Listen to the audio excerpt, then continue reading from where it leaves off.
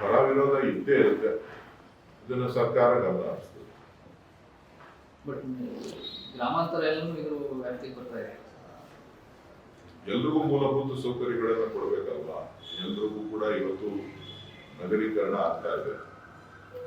ಬಹುಶಃ ನೀವ್ಯಾರು ಕೂಡ ಆ ಕಡೆ ಹೋಗಿಲ್ಲ ಅಂತ ಕಾಣಿಸ್ತದೆ. ನಮ್ಮ ಕ್ಷೇತ್ರದಲ್ಲಿ ನೀವು ಆ ಭಾಗಕ್ಕೆ ಕೆಲವು ಭಾಗಗಳಿಗೆ ಹೋಯ್ತು ಅಂತ ಅಂತಂದ್ರೆ ಇದು ಪಂಚಾಯತಿನ ಈ ಹಳ್ಳಿನ ಏನು ಅಂತ ಹೇಳಿ ನಿಮಗೆ ಅನಿಸ್ತದೆ. ಸೊ ಎಲ್ಲೋ ಒಂದ್ ಕಡೆ ನಾಗರಿಕ ಮೂಲ ಸೌಕರ್ಯಗಳನ್ನ ಕೇಳ್ತಾರೆ. ಅದು ಪಂಚಾಯತಿಯಿಂದ ಒದಗಿಸ್ಲಿಕ್ಕೆ ಸಾಧ್ಯ ಆಗುತ್ತೆ, ಗ್ರಾಮ ಪಂಚಾಯತಿಯಿಂದ ಒದಗಿಸ್ಲಿಕ್ಕೆ ಸಾಧ್ಯ ಆಗುತ್ತೆ. ಸೊ ಬೆಂಗಳೂರಿನ ಆಡಳಿತ ಕೂಡ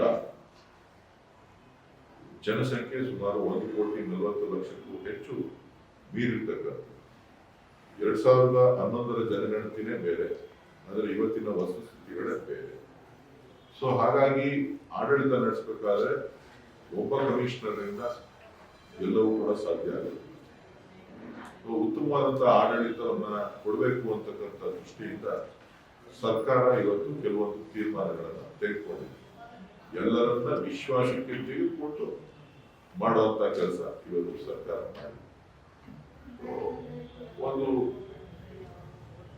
ಉತ್ತಮವಾದಂತಹ ಆಡಳಿತವನ್ನ ಸಾರ್ವಜನಿಕರಿಗೆ ಕೊಡಬೇಕು ಅಂತಕ್ಕಂಥ ಉದ್ದೇಶದಿಂದ ಮಾಡತಕ್ಕಂಥದ್ದೇ ಹೊರತು ಬೆಂಗಳೂರು ಆಡಳಿತ ವ್ಯವಸ್ಥೆ ಏನಿದೆ ಮುಖ್ಯವಾಗಿ ಅದೆಲ್ಲವೂ ಬೆಂಗಳೂರು ಅಥಾರಿಟಿ ಒಳಗಡೆ ಇರ್ತದೆ. ಅದು ಜವಾಬ್ದಾರಿಯನ್ನು ನಿರ್ವಹಿಸಬೇಕು, ಎಲ್ಲರನ್ನೂ ಜೊತೆ ತೆಗೆದುಕೊಂಡು.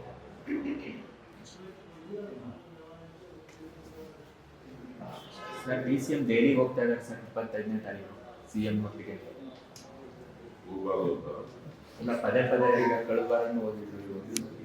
ಪಕ್ಷದ ನಾಯಕರುಗಳ ಜೊತೆ ಅನೇಕ ವಿಚಾರಗಳ ಬಗ್ಗೆ ಚರ್ಚೆ ಮಾಡುತ್ತೆ, ಪಕ್ಷದ ಸಂಘಟನೆ ಬಗ್ಗೆ ಚರ್ಚೆ ಮಾಡುತ್ತೆ, ಬೇರೆ ಬೇರೆ ವಿಚಾರಗಳು, ಅಲ್ಲಿಯ ಕೇಂದ್ರ ಸರ್ಕಾರ ಮಂತ್ರಿಗಳು ಸರ್ಕಾರಕ್ಕೆ ಬರಬೇಕಾದಂಥ ಅನುದಾನಗಳ ವಿಚಾರ ಚರ್ಚೆ ಮಾಡುತ್ತೆ. ಪಾರ್ಲಿಮೆಂಟ್ ನಡೀತಾ ಇದೆ, ಪಾರ್ಲಿಮೆಂಟ್ ನಡೀತಾ ಇರೋದ್ರಿಂದ ಅವರು ಹೋಗುವುದು ಕಾಣ್ತದೆ. ಸರ್ಕಾರದ ಭಾಗ ಡಿ.ಕೆ. ಶಿವಕುಮಾರ್ ಡೆಲ್ಲಿಗೆ ಹೋಗ್ಬೋದು ಹೊಸದೇ ಬಹಳ ಕ್ವಿಕ್ ಆಗೂ ಕಾರ್ಯಕ್ರಮ ಇತ್ತು, ಹೋಗಿಲ್ಲ.